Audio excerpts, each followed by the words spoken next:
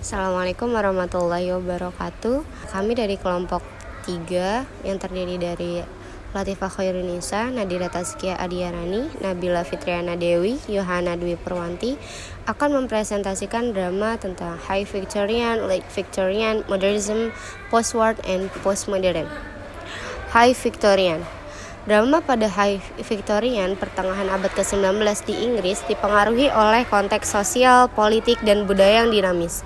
Periode ini ditandai oleh pemerintahan Ratu Victoria yang membawa perubahan besar dalam berbagai aspek kehidupan Inggris termasuk seni dan teater. Karakteristik 1. Tema moral dan sosial. Drama pada masa ini sering kali berfokus pada nilai-nilai moral dan sosial yang berlaku di masyarakat.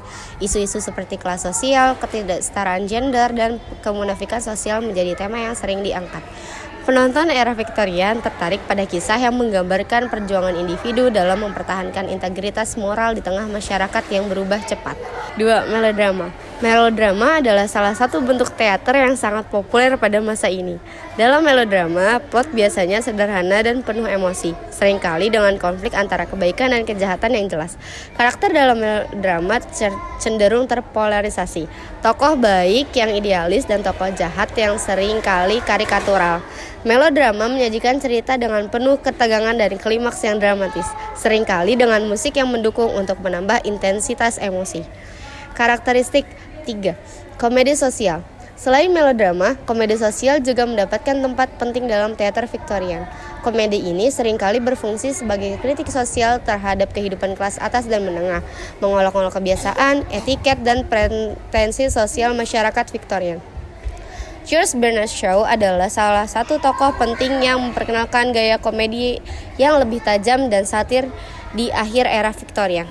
Contoh karya The Importance of Being Earnest, Oscar Wilde, sebuah komedi yang mengolok-olok kebiasaan dan norma-norma sosial masyarakat Victoria.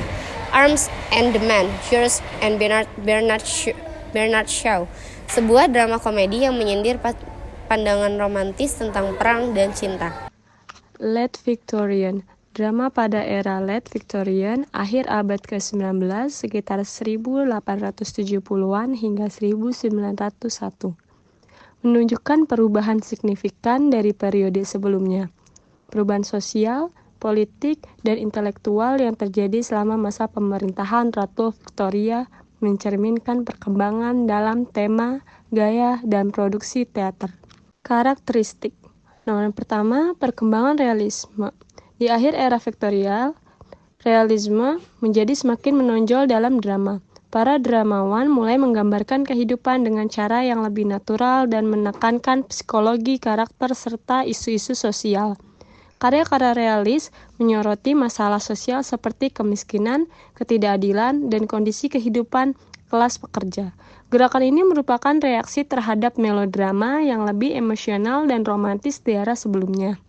George Bernard Shaw adalah salah satu penulis yang mendorong realisme dalam drama Inggris. Karya-karyanya seperti Miss Warren's Professions and Candida mengeksplorasi isu-isu sosial seperti prostitusi, feminisme, dan kapitalisme dengan cara yang kritis.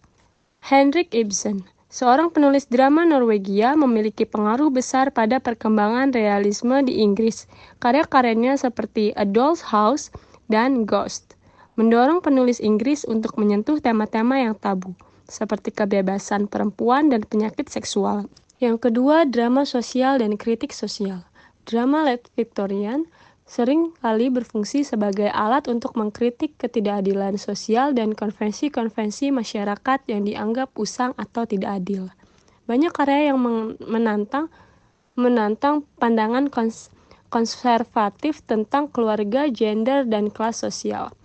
Oscar Wilde adalah salah satu tokoh yang sangat penting dalam perkembangan drama komedi sosial di era ini.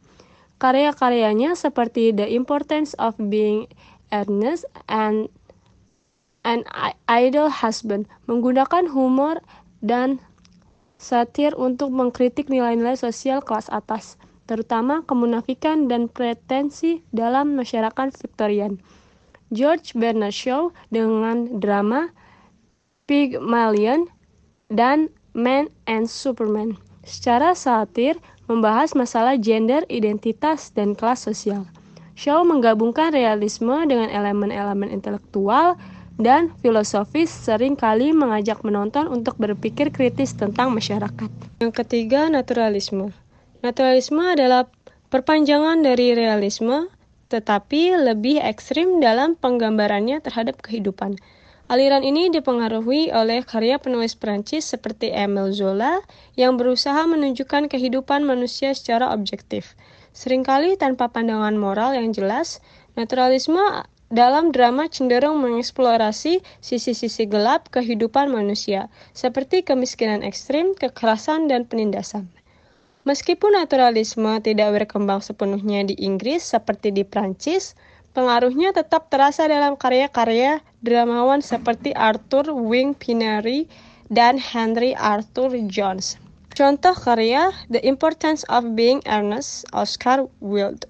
Komedi satir yang menyoroti pretensi dan kemunafikan sosial. Miss Warren's Profession, George Bernard Shaw. Drama yang mengeksplorasi isu ekonomi, moralitas, dan hak-hak perempuan. Yang ketiga, A Doll's House, Henrik Ibsen.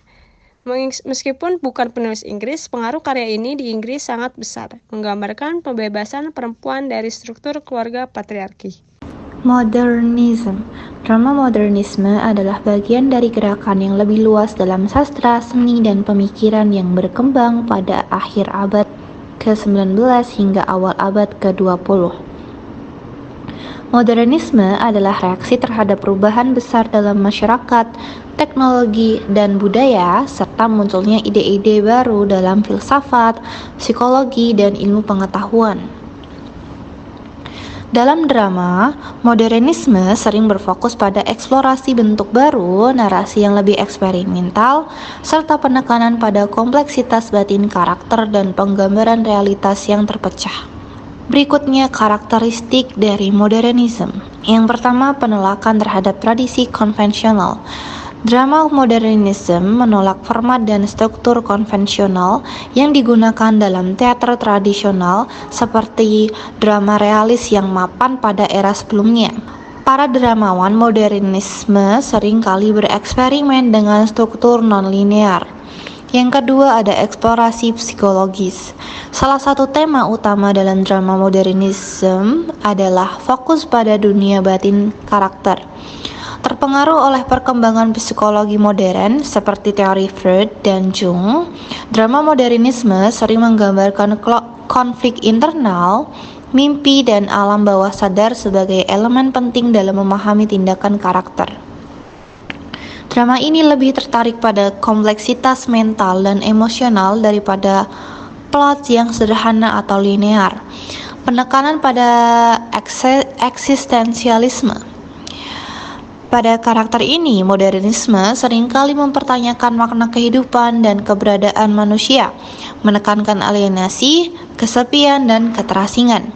Ini sejalan dengan filsafat eksistensialis yang berkembang pada waktu itu, terutama dalam karya-karya penulis seperti Jean-Paul Sartre dan Albert Camus. Drama modernisme menggambarkan individu yang berkulat dengan absurditas kehidupan dan kurangnya tujuan yang jelas dalam realitas modern. Selanjutnya, penulis dan karya penting. Yang pertama, Henrik Ibsen. Ibsen adalah tokoh peralihan antara realisme dan modernisme. Karyanya seperti A Doll's House pada tahun 1879 dan Hedda Gabler 1891 menunjukkan pergeseran dari narasi realis tradisional ke eksplorasi isu-isu sosial dan psikologis yang lebih dalam. Ibsen seringkali dianggap sebagai bapak drama modern karena pengaruhnya dalam membentuk teater modern. Yang kedua ada August Strindberg. Strindberg membawa unsur-unsur modernisme yang lebih eksperimental ke dalam drama. Karyanya seperti Miss Julie 1888 dan A Dream Play 1901 menggabungkan simbolisme, mimpi, dan konflik psikologis yang mendalam. Dia sering menggunakan elemen naturalisme yang diubah menjadi bentuk yang lebih subjektif dan simbolis. Post-war and postmodern. Drama post-war dan postmodern muncul sebagai tanggapan terhadap perubahan sosial, politik, dan intelektual yang dihasilkan dari peristiwa besar abad ke-20, seperti Perang Dunia II, Perang Dingin, dekolonisasi, serta revolusi dalam pemikiran filosofis dan budaya.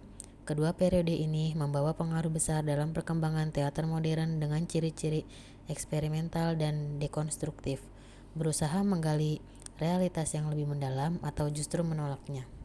Setelah Perang Dunia II, banyak dramawan yang merespons trauma perang, kehancuran moral, dan ketidakpastian politik. Drama postwar seringkali bersifat pesimistis, menggambarkan dunia yang absurd, tanpa makna, dan penuh dengan ketidakpastian. Karakteristik postwar: teater absurd. Drama absurd adalah salah satu bentuk utama dari drama postwar. Aliran ini menggambarkan dunia sebagai tempat yang tidak masuk akal, di mana manusia hidup dalam kekacauan dan absurditas, seringkali tanpa tujuan atau makna yang jelas. Tokoh penting yang pertama ada Samuel Beckett, Waiting for Godot, tahun 1953. Salah satu drama paling ikonis dari aliran absurd, menggambarkan dua karakter yang menunggu seseorang yang mungkin tidak akan pernah datang, simbol kekosongan dan ketidakpastian eksistensial. Yang kedua ada Eugene Ionesco, The Bald Soprano, tahun 1950. Drama absurd yang mengolok-olok bahasa dan komunikasi, mengungkapkan keterasingan manusia dalam rutinitas yang tidak masuk akal. Karakteristik utama teater absurd: yang pertama ada dialog yang tidak logis atau berulang, yang kedua ada situasi yang tidak masuk akal dan seringkali tanpa resolusi, dan yang terakhir menggambarkan dunia yang tidak memiliki makna yang jelas atau logika. Postmodern. Drama postmodern mulai berkembang pada akhir abad ke-20, berakar pada reaksi terhadap batasan dan struktur naratif yang diatur oleh modernisme. Postmodernisme merangkul keberagaman, pluralitas, makna, dan seringkali berfokus pada permainan bahasa, dekonstruksi narasi, serta intertekstualitas. Pendekatan ini menentang konsep-konsep tradisional tentang identitas, kebenaran, dan realitas. Karakteristik postmodern: dekonstruksi dan intertekstualitas. Drama postmodern seringkali mendekonstruksi elemen-elemen teater tradisional dan menggunakan intertekstualitas, yaitu mengacu pada atau meminjam dari berbagai teks, genre, dan media lainnya. Ini menciptakan pengalaman yang membingungkan atau memecah belah alur naratif dan struktur drama. Contohnya, yang pertama ada Tom Stoppard,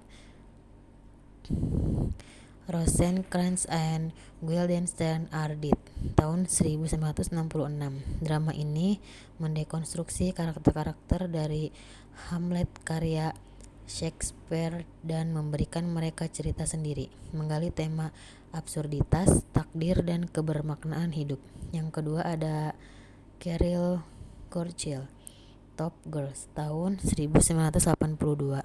Karya ini menyatukan karakter-karakter sejarah dan fiksi dalam sebuah dialog tentang feminisme, kelas, dan kapitalisme dengan gaya non-linear.